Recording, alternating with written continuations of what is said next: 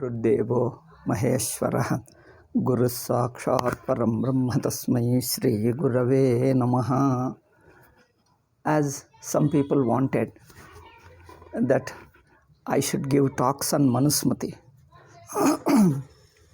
Okay, so I am starting this series of talks on Manusmriti. We go by traditional understanding. It is for ourselves. So because anyway, I'll discuss everything in the text itself. I'll just start. Manu mekagram asinam abhigamya maharshayah pratipujya yathanyayam idam vachanam abruvan. Several rishis having approached Manu. Manu ಒಬ್ಬ ಮುನಿ, ವೈದಿಕ ಮುನಿ, ವೇದಾರ್ಥವನ್ನು ಚಿಂತನ ಮಾಡಿ ಅರ್ಥ ಮಾಡಿಕೊಂಡುವವನು ಮುನಿ. Muni is a one who contemplates on Veda, understands the meaning of it, discusses with others, comes to, in a way, is a commentator of Veda. Muni means one who does. He not only understands and lives it. As the difference from simple commentator is, he is not simple scholar. He discusses with other munis, other people who contemplate on Shastra and Veda, who contemplates the Veda. He discusses with them and comes to a collective common conclusion about the vision of the Veda, understanding of the Veda. So this meaning is stated in Apastamba Dharma Sutra, so I am just referring to that.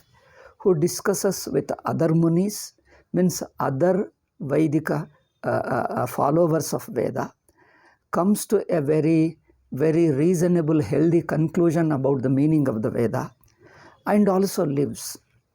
So therefore, Manu is not called a Rishi, but called as a Muni. Muni is a one who understands, shares with others, and lives. These three.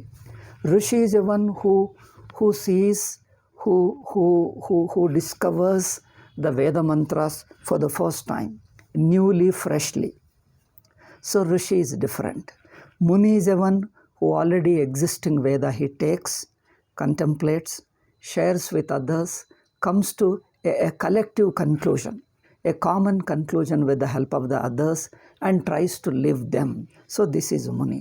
So Rishis, certain people here, Manu ekagram asinam. When Manu is in a good mood. When you put a question to your guru, you see that he is in a good mood because he is not ill health, is not suffering from ill health, or he is busy with some other activity, or he is attending to somebody's problem. Not that when he is relaxed and free, put a question. Okay? Pratipujya yathanyayam. According to the Shastra, with respect, they respected Manu and put this question. Okay. What is that question? They wanted to know what is dharma. Okay. So, Bhagavan sarvavarnanam yathavad anupurvashaha.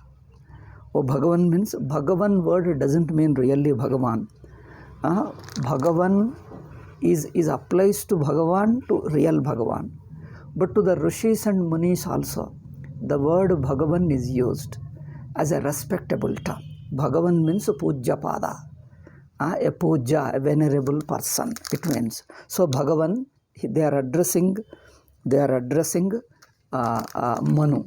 So here, the rishis who approached Manu and putting these questions. In fact, it is our question. On behalf of us, the rishis are putting this question to Manu on our behalf. So we are putting question. We want to learn what is dharma. Okay. We also want to learn what is dharma. Therefore, he is putting a question. Sarva varnanam. Now teach us dharmas of all varnas. See, the rishis are asking, teach us varnas of all varnas, dharmas of all varnas. Yathavad anupurvashaha. In a sequence. Anupurvi means in a sequence. First you teach Brahmana dharmas. Then next you teach Kshatriya dharma. Then Vaishya dharma, then Shudra Dharma, and then all other dharmas. So in this, you have to remember, first he talks of Brahmana Dharma. In Brahmana Dharma, he talks of many general dharmas also of all varnas. General dharmas of all varnas. So when he then after completing Brahmana Dharma, when he discusses Kshatriya Varna, Kshatriya Dharmas, so whatever is covered already in Brahmana Dharmas, he leaves them, only a few dharmas of Kshatriyas he discusses. And then regarding the Vaishya, regarding the Shudra also, very few dharmas he discusses here. Seeing this Manu's book, many people thought that he is not teaching any dharmas to Shudras, only to Brahmanas he is teaching, they think. Here you see Anupurvashaha. In a sequence, first he covers elaborately Brahmana Dharma. In those dharmas, others dharmas are also included. Many Samanya dharmas are included. Okay? Samanya dharma means a general values, general duties applicable to all varnas are also included there. Therefore, when he discusses about Brahmana Dharma, so dharmas are two. One is a Samanya Dharma, another is a Vishesha Dharma. More will come later. So, because I don't want to exhaust all Manusmriti in one or two shlokas. So, we will see them in future as the occasion occurs. Samanya is a general law, general duties applicable to all humanity, all varnas, and some specific to Brahmanas. So, when he goes to the Kshatriya, he talks of a few duties about Kshatriya. When he talks up to Vaishya Dharma, he talks of few duties about Vaishya. About Shudras, very few. Then people may wonder, why does he not talk details about others? Because the general dharmas are included in the dharmas of Brahmana. The general dharmas applicable to all are included in Brahmana's dharma. Therefore, he does not discuss them again. A very few points he touches and leaves them. Therefore, Manusmriti has to be understood in this way. Okay, so they are asking question, Sarva Varnanam. That means they are not asking question to themselves. These rishis are Brahmanas. They are not asking to please teach us only Brahmana Dharma. They are asking on behalf of the whole humanity. Teach us dharmas of all society, all varnas of the society. So, next line of the shloka, Antara Prabhavanam cha dharmanno vaktumarhati. Not only all varnas, 4 varnas, but Antara Prabhavanam. So there are some people who are mixed varnas. Brahmana, Kshatriya, Kshatriya, Brahma, Kshatriya, Vaishya, and Vaishya, Shudra. Like this, some people are born of mixed varnas. So teach us dharmas about mixed varnas also. So they are asking, teach us dharmas of all varnas as well as the dharmas of mixed varnas. So from this shloka, we understand that varnas existed. When these people, when the rishis put a question to Manu, they already see the varnas around, therefore they are asking questions. So when Manu wrote this book, varnas already existed, isn't it? Varnas already existed. That's why they are referring. No, if varnas were started by Manu, before Manu there were no varnas, then they could not put this question. The question they could not put. So this shows that before Manu, varnas were already existing in the society, and Manu only takes them and then teaches dharmas. Okay, so more will come. In all these things, more will detail exhaustively everywhere in all over the book. So we are touching briefly here. As I told you, I don't want to exhaust the entire book in one shloka. When the occasion comes, context of the shloka comes, there I shall explain. So, Prabhavanam cha dharmanno, please teach us the dharmas. Okay, then acharams chaiva sarvesham, karya vinirnayam. So, dharma means what? They themselves are explaining what is dharma. Achara, what are practices? Achara means a certain behavior, certain conduct. about oneself, personal discipline. Achara means personal discipline and your behavior with others, your conduct with others. Then karya vinaya, and what you are supposed to do, that is your duty, what you are not supposed to do. Karya akarya. All this put together is dharma. Achara means certain practices, discipline, values, conduct, and what you are supposed to do and what not to do. All this put together is dharma. Therefore, acharans chaiva sarvesham karyakarya vinirnayam yatha kamam yatha yogam vaktum arhasi. According to the need, means to which person, relevant to the which person, what he is supposed to do, how he is supposed to conduct, all these things, please teach us.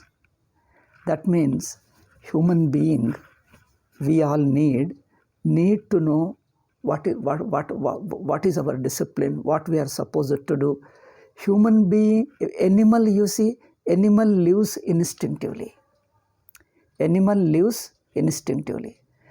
So nobody can teach an animal a behavior and what type of food, how much you should eat, at what time eat. No outside person teaches. Any cow or a dog or a monkey or any animal, a tiger, no parent teaches their children, no animal teaches their children how to behave, how to conduct, because they learn instinctively or they know already instinctively. So there is no question of education, learning, dharma and all that. Whereas in human janma, we have to learn and practice them. Okay. Therefore, a human being, we have certain instinctive desires and desires and likings and certain inclinations. We have instinctive inclinations, instinctive interests, instinctive desires, certain things we have. But we can't just go by those instinctive desires, instinctive interests and inclinations and tastes, because some of them are harmful also. Some of them are harmful. So a learning, understanding, that means a wisdom, a viveka is required, knowledge is required. A wisdom means applying that knowledge in life. Therefore, dharma, how to live life, that means how we have to learn about instincts, how much we have to allow the instincts and how much we have to purify them, sublimate them. Should we control them, sublimate them? All this has to be learned. So we can't just leave it to our instincts and live as you like. Therefore, we have to learn something and live them. Therefore, please teach us. They are asking this question. Okay, this shows that varnas already existed, as I told you. So each varna, there are certain common discipline, common values, common practices, common behavior for all human beings. Some of them specific to your varna and your ashrama. Okay, so these two kinds of dharmas you teach us. Nataihi prushtas tatha samyak amitauja mahatmabhihi pratyuvacha aryatan sarvan maharshir shruyatamiti. When they put this question, Manu heard them. He found that they are sincerely interested. Then he started answering. Now we are studying Manu. I am not going to cover every shloka. First you note it. Take 5, 10 shlokas, put together a set of shlokas. Give them the basic vision of it, the basic thrust of Manu, the basic principles involved in it. Each shloka wise, not necessary, because the translation is available in the book. You can see them. The principles involved in it only I shall cover. Now, here these are Shraddhalus. They want to learn dharma so that they can practice. So those who hate dharma or those who hate Manusmriti, naturally they won't approach, they are not interested in learning. Without learning Manusmriti from a traditional person, because it is coming in a tradition. So without learning from a proper guru and without knowing what Manu said, you take one sentence somewhere isolated, quoted by somebody out of context, and then you start hating. Such people are not asking questions. They don't want to learn dharma because first thing is they hate dharma and they hate dharma shastra. Manusmriti is a dharma shastra. So they hate dharma, they hate dharma shastra. So it is not meant for them. It is meant for those who want to learn dharma through dharma shastras. So this Manu is teaching them only. So we explain to them, explain to the sincere students who wants to learn dharma shastra, traditional understanding. Because traditionally, because the people, how they receive from their guru, how they have understood and how they have been living. Okay? Not only you understand from a book, when you apply in life, there are certain things to be kept in view. Everything can't be blindly followed in what is said in the book. All this will come more will come later. Manu himself is going to say towards the end, whatever is stated in the book, see, Manu says like this, whatever is stated in my book, if you blindly follow, without looking at the context, without looking at the person relevant, person to whom this dharma is stated, all these things, if you don't take into consideration, just the book said and you apply, he is not the one who has understood dharma shastra. Manu himself says, therefore you have to see the shloka, in what context he told, for whom it is stated, for what purpose it is stated. You have to see that. So if I follow these things, what am I going to get? How it is advantageous to me? All this Manu discusses. So considering all these things, you have to understand it. Its application, its implication. First you understand the implication of dharma and its application to you, to your context, to your situation. Without understanding the implication and application, just blindly or hastily you follow something, that is not dharma shastra. Manu himself is going to stay towards the end. Therefore here, this dharma shastra is meant for, as I told, I just repeat it, not for those who hate dharma, who hate dharma shastra, who hate Manu. We are not addressing them. We are not quarreling with them. We are not imposing on them. We are not asking them to follow it. It is for the students who want to learn dharma. Because dharma is, everybody needs dharma. Dharma means, briefly, at the moment I say, what is the right way of doing, right discipline, right way of doing things, and what is wrong. You know what is wrong way of living, what is wrong way of doing, and what is the right way of doing. So the concept of right is a comprehensive, from physical, mental, social, intellectual, and spiritual. From this many angles, a right is decided. What is right is decided not just from physical need alone or social need alone. Physical, social, intellectual, dharmic, and also dharmic means religious, and then spiritual. From this many angles, a given action is determined whether it is right or wrong. Okay, more will come later. I am just touching briefly here. First 4 shlokas, I am just giving summary. So those who want to sincerely learn what is dharma, they approached Manu, and Manu is answering. First I told you already, varnas, teach us, they are asking, teach us the dharmas of all varnas. That means varnas existed even before Manu. Even before Manu wrote this book, dharmas existed. That's why they are asking question. So, but how varnas are born, all that will be discussed in the first chapter in future. We'll discuss more there. So, they want to learn dharma. And Manu says, oh, you are sincere people, you are interested, I shall teach you. So, this is the simple thing, those who want to learn, to such people.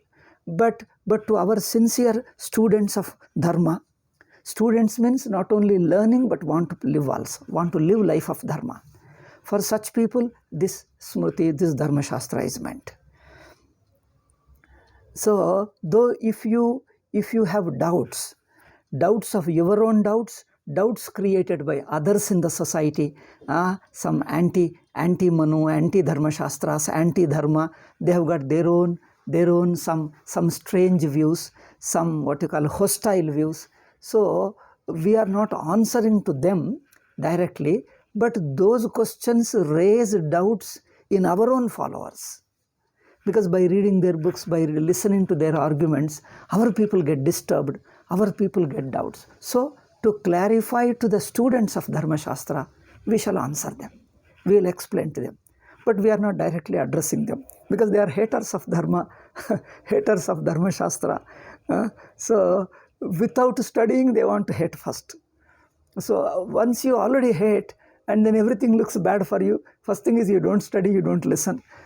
So, any book, any subject, you take any simple medical topic, you go to the expert medical and then clarify the point. Then if you have any objections, you raise there. Similarly, Dharma Shastra or any Shastra, you have to learn from a person who comes in a tradition, who understands it well. Then if you have an objection, you can raise. But people neither have studied traditionally, nor they know what is in it. Take one isolated quotation quoted by somebody out of context, then they start hating it. So this is a style of enemies. Enemies, the missionaries who came to India, not some of them, most of them you can say, they try to say negatively. And our people taking them as the real interpreters, and they formed opinion based upon their commentaries. Anyway, all these things will come later. So here simply this much, Varnas existed. Sincerely, students, those who want to learn Dharma, they put a question. They are putting question on our behalf and Manu starts answering. So 1 to 4, first shloka. Okay, first topic is over. Putting a question is the first topic. Where is that? Here, Prastavana. Then the next is 5th shloka to 20th shloka in the first chapter. 5th shloka to 20th shloka, it talks about Srishti. Okay, I'll take a set of shlokas and give you the vision and the principles involved in it. I won't take shloka by shloka because we have to finish. It's a big book. You have to finish as early as possible without compromising any topic. All the topics we shall cover. The principles involved in it, the vision of Manu, the principle involved in it, and what is the logic in it, in those principles, what is the justification for it, all those things we shall cover. So second is Prakrita Srishti. The first Srishti he talks of. So the question, some people asked a question. They asked, the students asked for Dharma. Dharma means a right way of doing, right way of living. Discipline, behavior, and then your right actions. These things they asked. Why is he talking the Srishti, creation of the world? Because he's talking the creation of the world because the creation involves a certain principle. The whole creation runs according to certain principle. Okay? If you know what principles are governing our life, then the Dharma can be understood better. See, you go to anywhere, an office, a government office or a factory or a system has got a basic system. The system follows certain laws. If you understand the whole system, why I am asked to do these things becomes clear for you. Therefore, he touches the very creation. Creation means it runs according to certain principles. It is created and it runs according to certain principles.